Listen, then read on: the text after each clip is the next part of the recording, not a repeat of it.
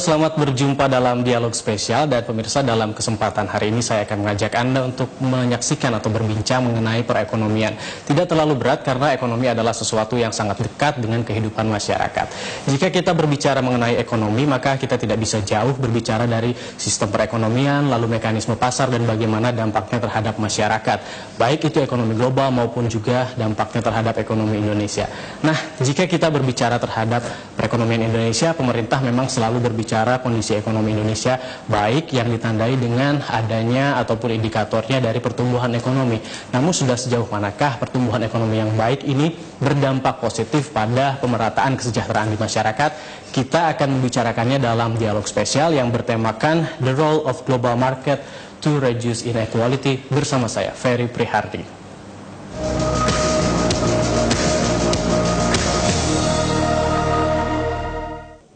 Universitas Surabaya menjadi kampus pertama yang dikunjungi oleh peraih Nobel bidang ekonomi, Profesor Maskin. Ubaya merupakan satu dari 3 kampus yang ditunjuk oleh International Peace Foundation sebagai tuan rumah The Sixth ASEAN Event Series, Bridges Dialogues Toward a Culture of Peace. Profesor Maskin hadir sebagai pembicara dalam acara tersebut. Profesor Maskin merupakan ekonom lulusan Harvard, pencipta teori mekanisme yang bisa diaplikasikan ke dalam bidang sosial ekonomi dan politik.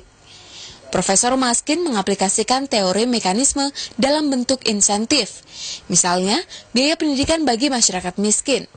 Menurut Profesor Maskin, kondisi pasar global saat ini justru memperlebar kesenjangan ekonomi. Rakyat miskin bertambah, sementara pihak yang menguasai modal semakin sejahtera. Hal inilah yang membuat sistem pasar global dinilai gagal. Melalui seminar ini diharapkan dapat meningkatkan kesadaran dan komitmen dari perusahaan, pemerintah, tokoh masyarakat, serta semua pihak lainnya untuk berperan aktif dalam mewujudkan perdamaian dunia melalui kegiatan ekonomi yang positif. Dari Surabaya, Ferry Prihadi, Fikri Alfadin, Metro TV. The world economic growth will be on 3.4%.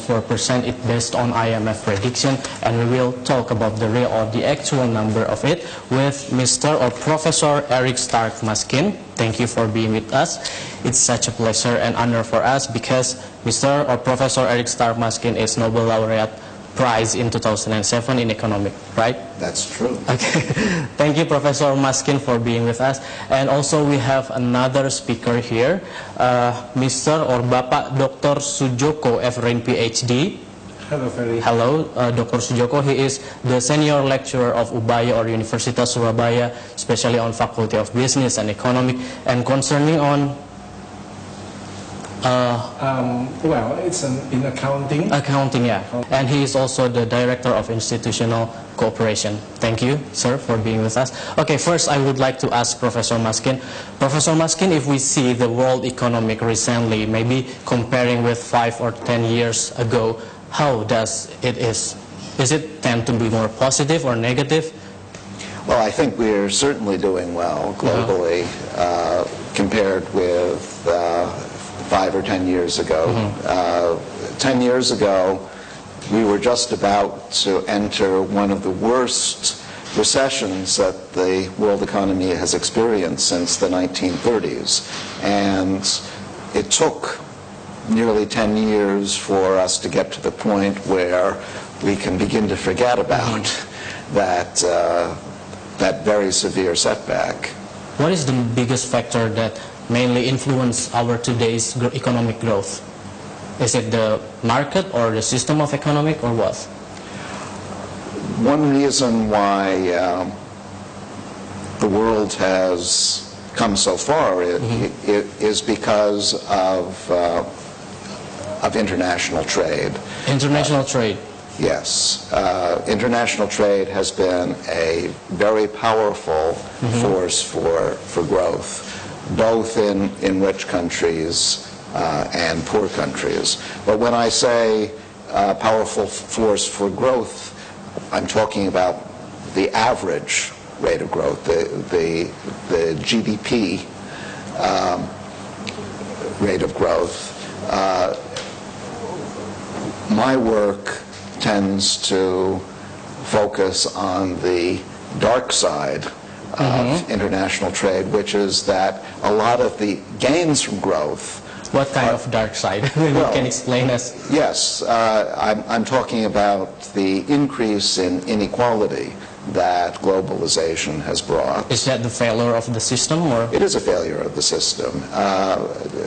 Globalization has the positive aspect that it promotes growth and increases average income, but so far, at least in the globalization that we're experiencing now, it has distributed those gains from growth quite unequally, so that it tends to be people with skills, highly skilled people, who benefit most, and people without skills are left behind.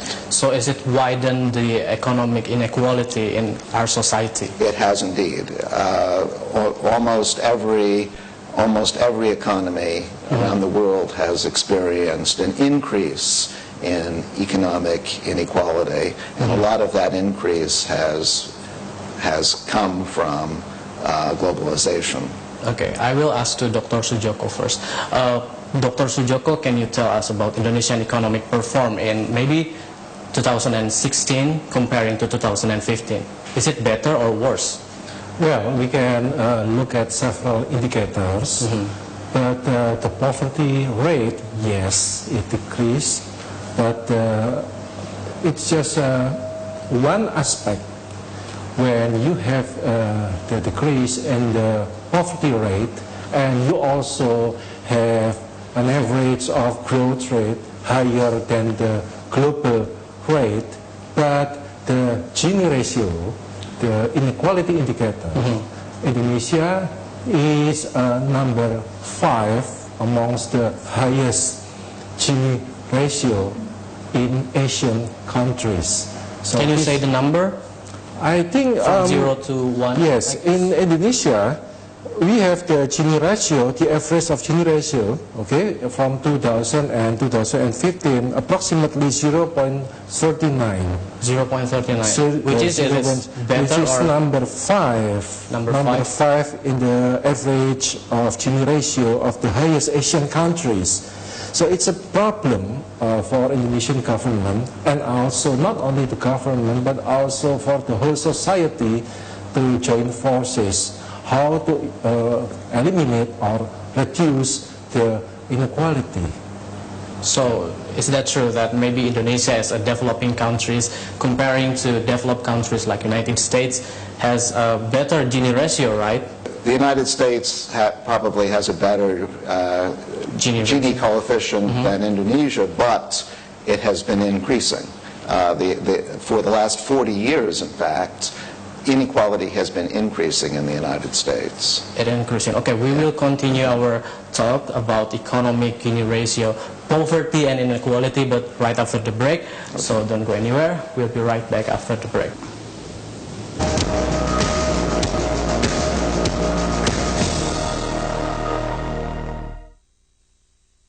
Dipersembahkan oleh. Dalam situasi yang sulit seperti ini, pemimpinnya harus hadir. Founding fathers kita sudah meletakkan sebuah dasar negara yang sebetulnya sangat kuat, yaitu Pancasila. Rela menyerahkan kepemimpinan kepada generasi penerus. Yang mewarnai dunia bukan jumlah kekayaannya, tapi kualitas manusianya. Haknya rakyat dibajak dari sekelompok politisi. Saya Najwa Shihab, tuan rumah Mata Najwa. Setiap Rabu, jam 8 malam. Semua tentang Jawa Timur hari ini bisa Anda ketahui di siang hari. Ekonomi, politik, sosial budaya, juga seni budaya. Hadir bersama kami, lengkap menemani istirahat siang Anda. Jawa Timur dalam rangkuman berita terkini dalam Buletin Jatim, Senin hingga Jumat tiap jam 1 siang di Metro TV Jawa Timur.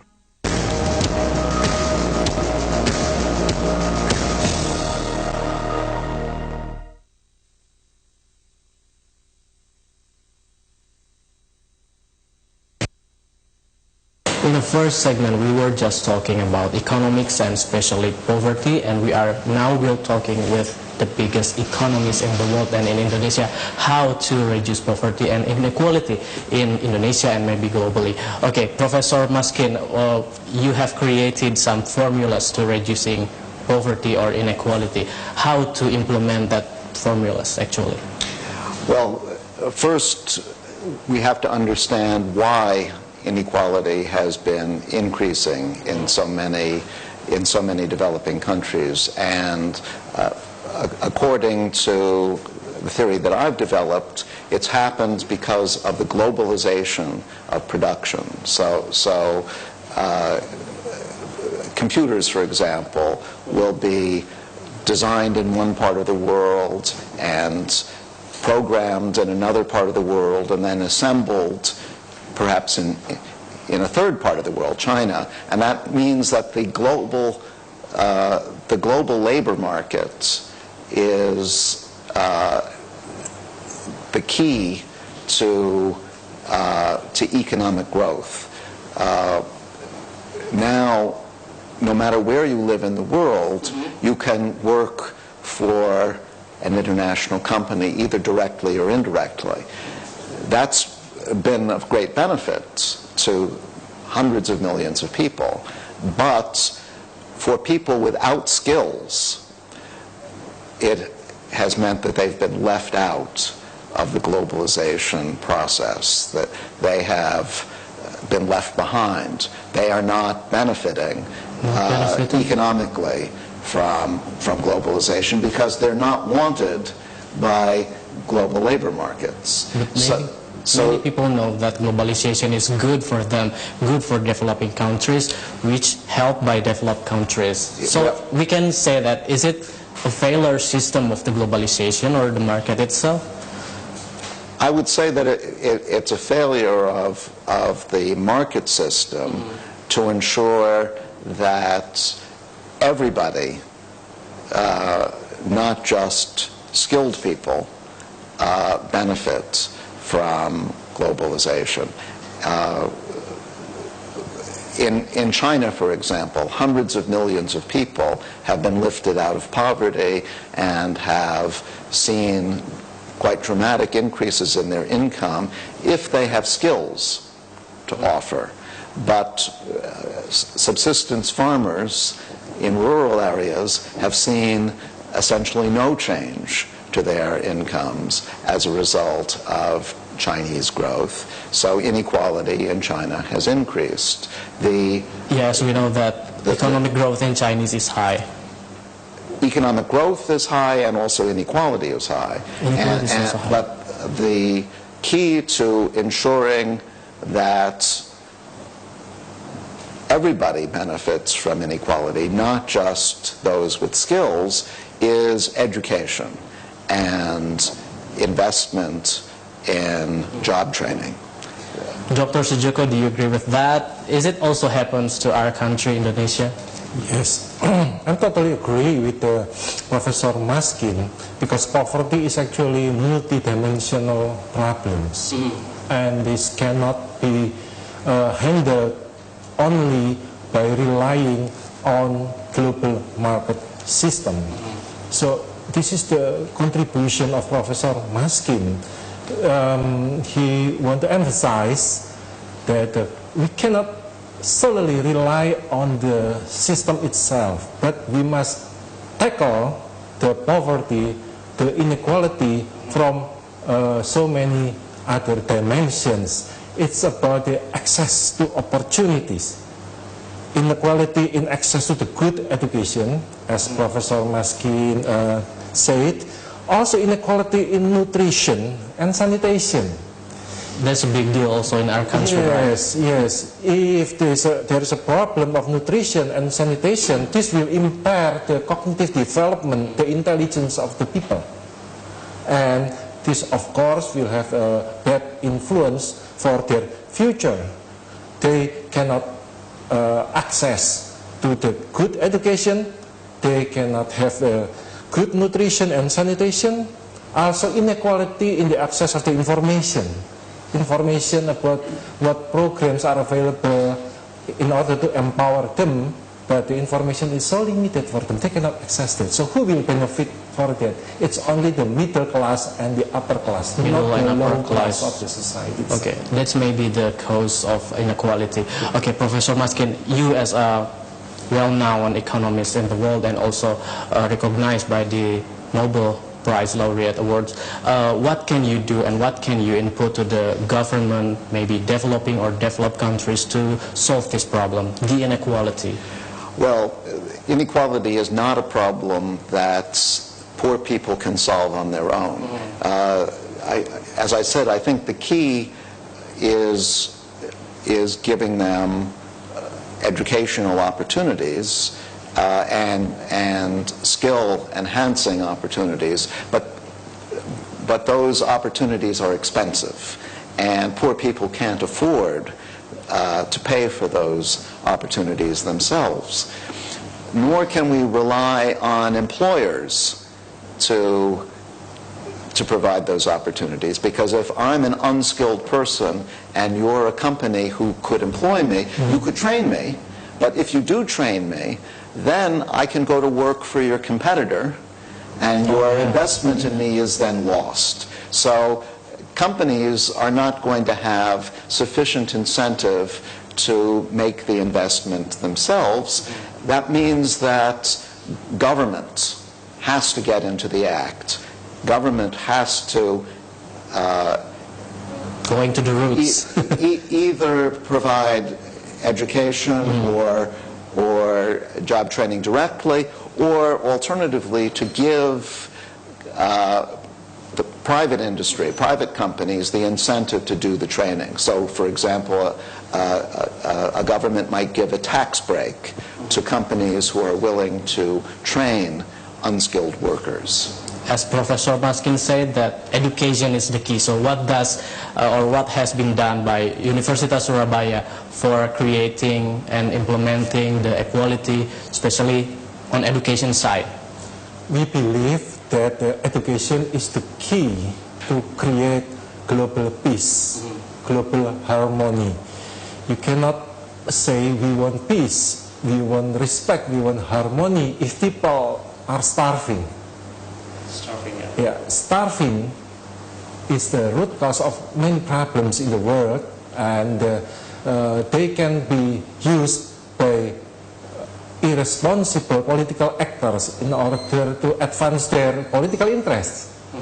So we need more collaboration, not only from the higher education institutions, but also a more effective collaboration between the universities, also the government, also the business people, in order to create the so-called change in our mindset.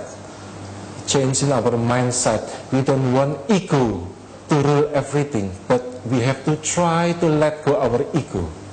Okay, Dr. Sujoko, hold, and Professor Maskin, we will continue our discussion. Don't go anywhere. We'll be right back after the break.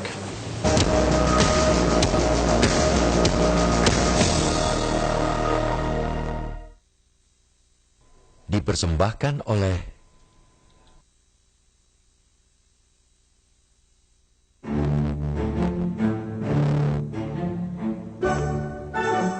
Alkisah berdirilah sebuah republik, dipimpin yang mulia Ndoro yang cerdik, jubir yang bicara dengan teknik dan trik, menteri-menteri yang penuh taktik, dan sekretaris kekinian yang menjaga semuanya apik. Republik ini berharap jadi Republik Asyik, Republik Sentilan Sentilu, setiap Sabtu jam 7:30 malam. Di Jawa Timur, hari dimulai lebih pagi. Semua bersiap lebih dini untuk bekerja, untuk berkarya dengan suka dan tawa.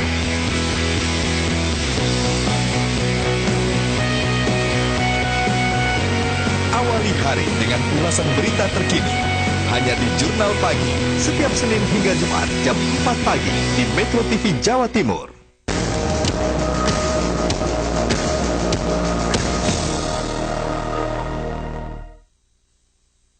Dipersembahkan oleh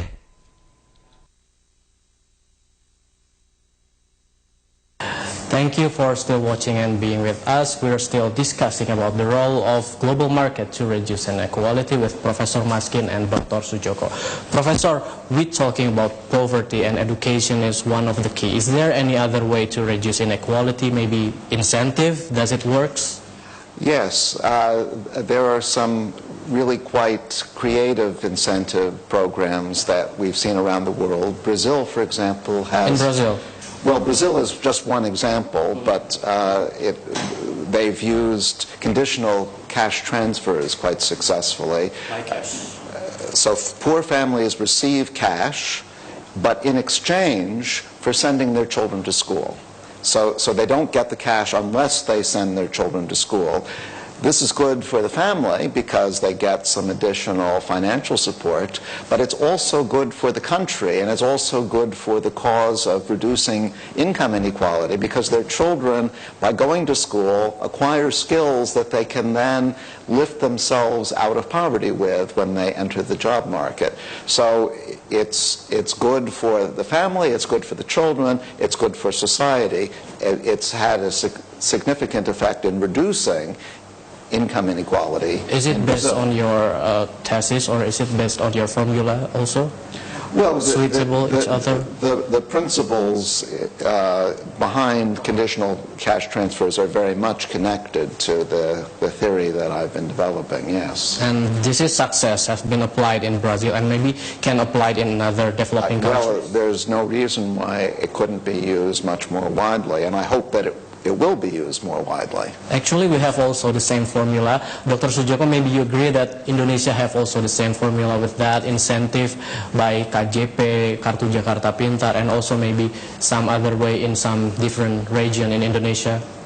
I think, yes, I agree. What the Indonesian government now is trying to do is to help the poor, not by giving fresh money, but by trying to lower the cost of education, the cost of health services, and there are still many things to do from the government. But also all of the programs are also vulnerable to be co-opted by many people who have their own interests. That's why we need much wider collaboration from all segments of the society, from all institutions in the society, and also the change in our mindset, not to be trapped in our greedy, but also try to, to promote our solidarity, our love, our compassion to the society. Okay, talking about society, poverty, how to end poverty, how to reduce inequality, we are inviting Professor Maskin from US here to Indonesia to share his knowledge to our community here, maybe especially in Surabaya for first. What is exactly the main goals of the seminar, or what is the purposes of sharing the knowledge from Mr. Maskin? Yes. We want to educate people from a person who is internationally recognized, and we believe that Professor Maskin is the right person to educate not only the academics but also the policymakers. We hope that by inviting Professor Maskin here, and we have good cooperation also with the IPF, International Peace Foundation, we can together create global harmony and peace by trying to reduce the inequality. Try to reduce inequality. What will you share to our society here in our dialogue next, Professor Maskin? Well, this afternoon I'm going to be giving a talk on the connection between inequality and globalization, and I will go into many of the same points we've been discussing in this program in more detail. Because reducing poverty, we're also creating a peaceful world, isn't it? Absolutely. Do you have any conclusion how to creating the peaceful world? Well, I would just like to emphasize that these days globalization has got something of a bad name. In fact, we have seen the rise of anti-globalization politicians around the world I worry about that because globalization can be a very positive force. I understand why globalization has run into trouble. It's because it's created inequality. But the key to solving the problem is not to try to end globalization. That, I think, would be a terrible mistake, but rather to accept globalization and deal with the inequality that it creates through education and through skill training. Okay, thank you Profesor Eric Stark Maskin dan juga and also Profesor or Dr. Sujoko Efrain PhD for sharing, and it's a good conversation between us. Dan pemirsa, itulah tadi dialog spesial untuk kali ini yang membicarakan persoalan ekonomi dan bagaimana para ekonom dunia menciptakan dunia yang lebih damai, dunia yang lebih baik melalui pengurangan dari kesenjangan yang ada di masyarakat. Saya Ferry Prihardi mengucapkan terima kasih atas kebersamaan Anda. Kita berjumpa lagi di lain kesempatan. Sampai jumpa.